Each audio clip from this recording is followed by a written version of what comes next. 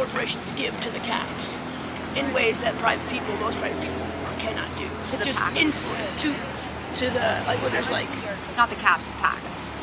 Yeah. Okay, I don't even know about that. Okay. So, sure. Yeah, there's a limit on how much corporations can donate to candidates. Right. $5,000. That's not true anymore. Once with the passing of the People's United. Yeah, you're recording us. We can record you. Can we record after? What? Oh no. You should ask. Sorry, I was gonna ask, but you were mid. Pardon me? You didn't ask me, but I'm just... Oh no, I asked you if you'd like to interview. True. You didn't ask about recording, but you didn't ask him. Whatever. If you're not comfortable with being recorded, then we don't have to talk. It's fine. No, it's fine. I just wasn't expecting it right there. Sorry, that was rude of me. I'm Stu. Okay. Melanie. Melanie, nice to meet you. Can you give me a little bit of purpose as to why you're here? Purposes of why we're here. Yeah. Why are you here personally? Would you like to come sit down? Sorry, I'm just going to stand up for a little bit. I've got to get going soon. But. Oh, so how long do you think you're going to be able to talk to me? A few minutes. A few minutes? Because it sometimes takes a little longer than that to discuss this stuff. I just would love to sit down because it's really bad for my energy right now to be standing. It makes me feel like I'm under attack, you know? I feel like if we were sitting down, it would feel like we were having a conversation. I'll sit down. Sure. Lovely.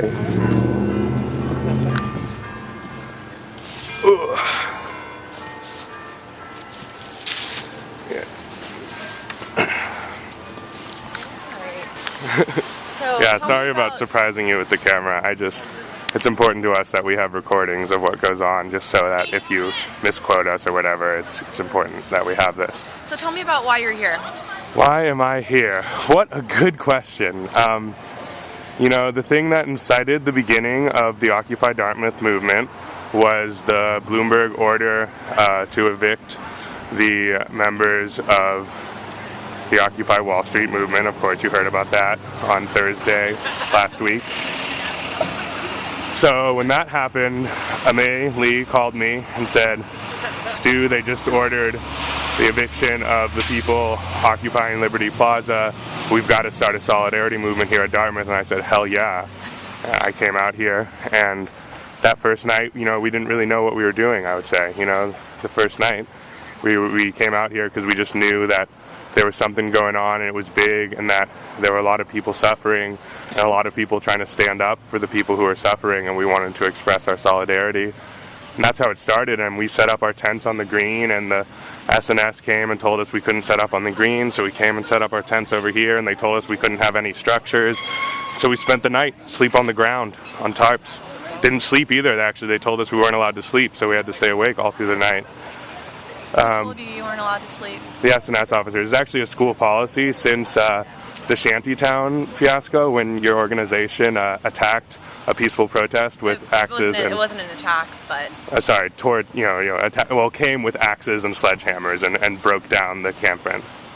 That after that incident, the college enacted a policy that said that students weren't allowed to construct temporary or permanent structures on any college grounds. We're not allowed to gather for more than 6 hours at a time, technically, according to college policy. So are you breaking that policy? We were until we got special permission. From who? We started a petition that was going to David Kamen.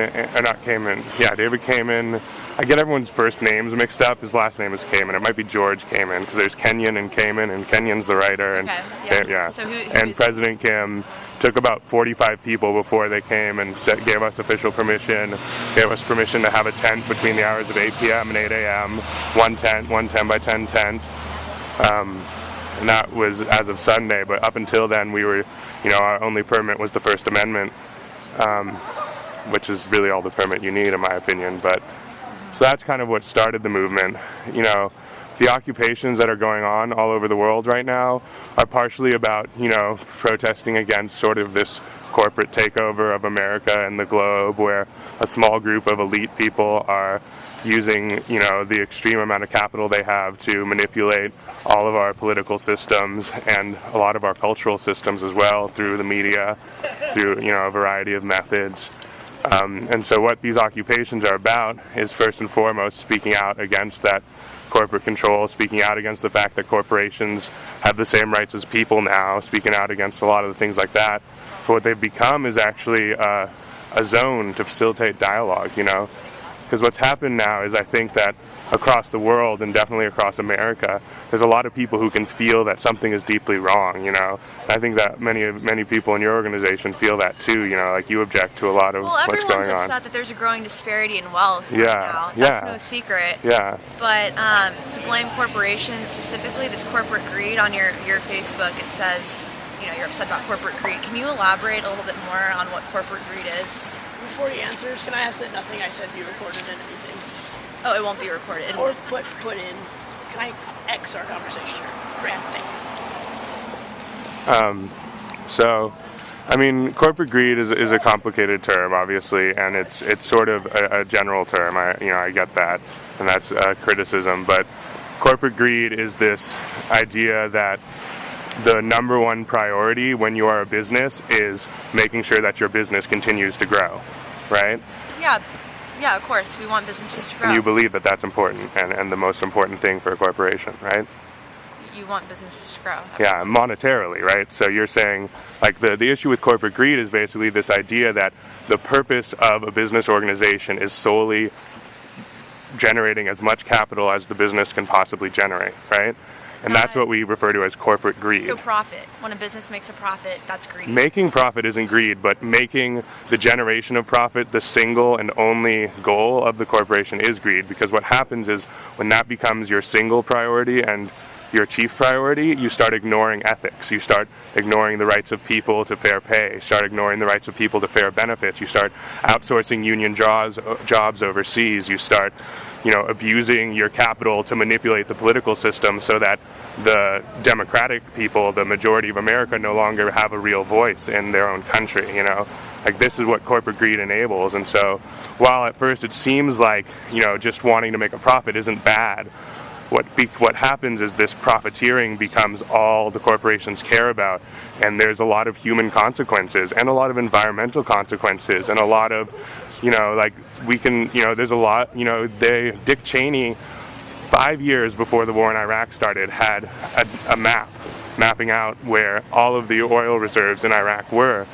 And that's, whether or not that was purely the reason we went to Iraq or just a component in the reason we went into Iraq is debatable. But, the fact of the matter is that Halliburton had an unbid for contract as soon as we invaded, and that's the company Cheney worked for. And we're seeing this corporate greed on the top tiers of our political system really making big decisions that the majority of America disagrees with. But at the same time, these corporations are controlling the media, and so they're using the media to manipulate public opinion. Corporations are controlling the media. How so? How's that? I mean, the Can you media. elaborate on that? Yeah, I'd love to. So, corporations controlling the media. I mean, Clear Channel, for instance, great one. The vast majority of radio stations across the country are all owned by one single corporation, a very large corporation with conservative people running it, right? And they have a list of songs that are allowed to be played on the radio. No, they don't. I worked for a conservative radio talk. They don't have a specific list of songs that they can play. Okay, so maybe that's not true. That's not true.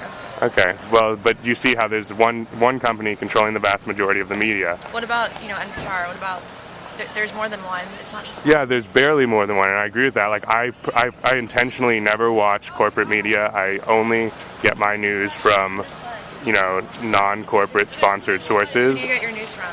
Democracy Now! is one of my major sources. I use Twitter a lot now. I just got on Twitter, and I'm starting to connect in with the really grassroots media providers. Like who? I mean, Twitter is a social media network. Yeah. Who do you follow on Twitter? I follow Occupy Wall Street, I follow Occupy Earth, I follow Occupy Together, I follow Occupy Portland. I'm from Portland, Oregon. The Portland, Oregon Occupy movement has one of the most incredible media departments I've ever seen. They put out a video every day of footage, like a kind of montage of footage. It's really inspiring, actually, of what's going on at the Occupy in Portland, with voiceovers of different people talking at the occupation that just gives you an idea on a real human level of what's going on there.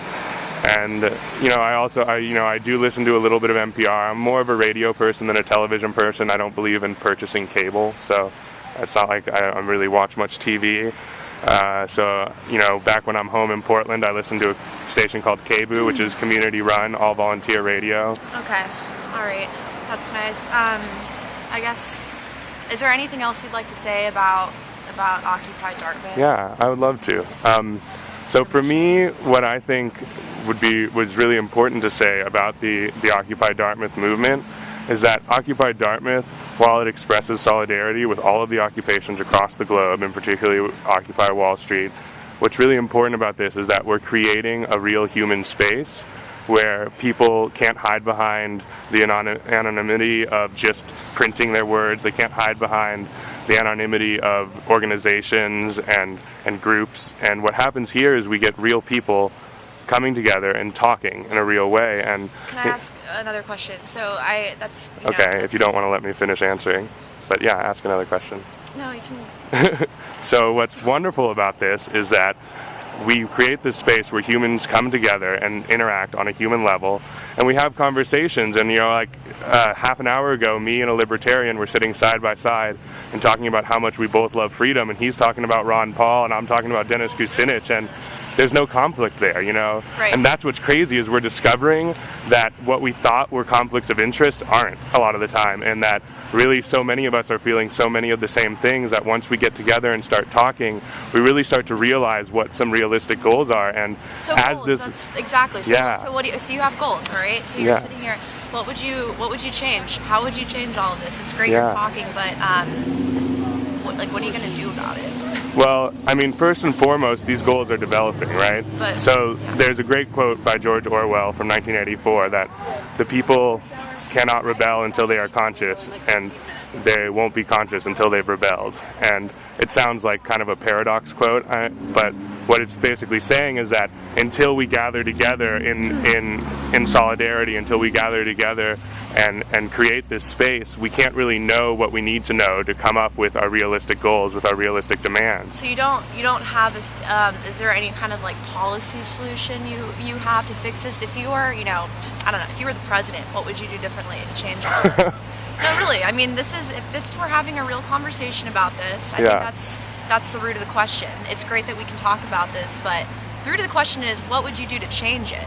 Because and I disagree with that being the root of the question. I think the root of the question is, how do we get past single individuals thinking they know the answers, I think it's really egotistical of me to think that I could be president and that as president I would know the answer to the problems. Situation. I know, but that's what I'm saying, is that basically I don't know the goals. I have specific goals. Like one of my specific goals, get King Arthur flour out of here. They outsource. It's great.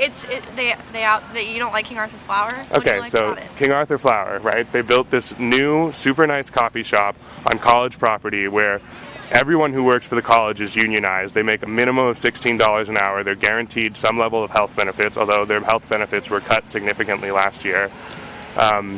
When the King Arthur Flour is a non-union organization. It's a business. It's a business. But you like business.